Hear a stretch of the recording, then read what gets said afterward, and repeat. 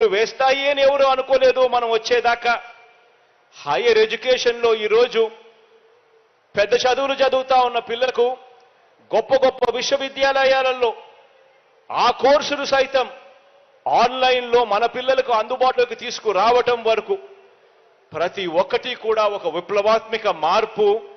ఇవన్నీ కూడా శ్రీకారం చుట్టింది ఈ 57 నెలల కాలంలోనే అన్నది ప్రతి ఒక్కరూ కూడా గమనించమని కోరుతా ఉన్నా. అందుకోసమే మన జగన్నాథ రథం కదులుతోంది అని కూడా ఈ సందర్భంగా చెప్పడానికి గర్వపడతా ఉన్నా. అందులో భాగంగానే గమనించమని అడుగుతా ఉన్నా. ఇవాళ ఇప్పుడు నేను చెప్పే ఈ విషయాలన్నీ కూడా గమనించమని అడుగుతా ఉన్నా. అందులో భాగంగానే స్కూల్ ఎడ్యుకేషన్లో సిబిఎస్ఈ నుంచి ఐబీ వరకు ఈరోజు మొట్టమొదటిసారిగా అడుగులు పడతా ఉన్నాయి మన గవర్నమెంట్ బడులలో. 3వ తరగతి నుంచే మన గవర్నమెంట్ బడులలో సబ్జెక్ట్ టీచర్ కాన్సెప్ట్ విధానాన్ని తీసుకువచ్చింది కూడా ఈ 57 నెలల మీ అన్న పరిపాలనలోనే.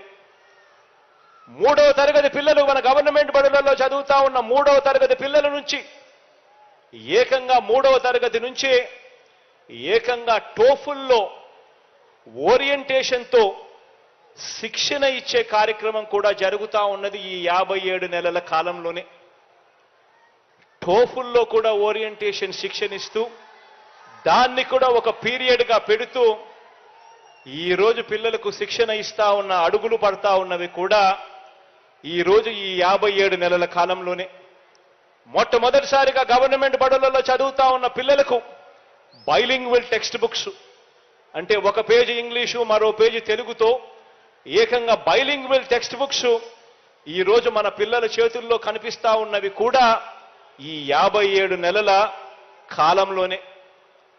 ధనికుల పిల్లలకు మాత్రమే అందుబాటులో ఉన్న బైజూస్ కంటెంట్ను గవర్నమెంట్ బడులలో ఈరోజు పేద పిల్లలు చదువుతా ఉన్న చదువులకు అనుసంధానం చేసింది కూడా ఈ 57 నెలల్లోనే.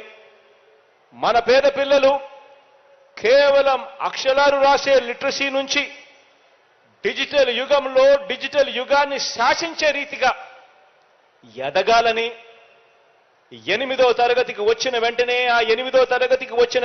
ఆ పిల్లల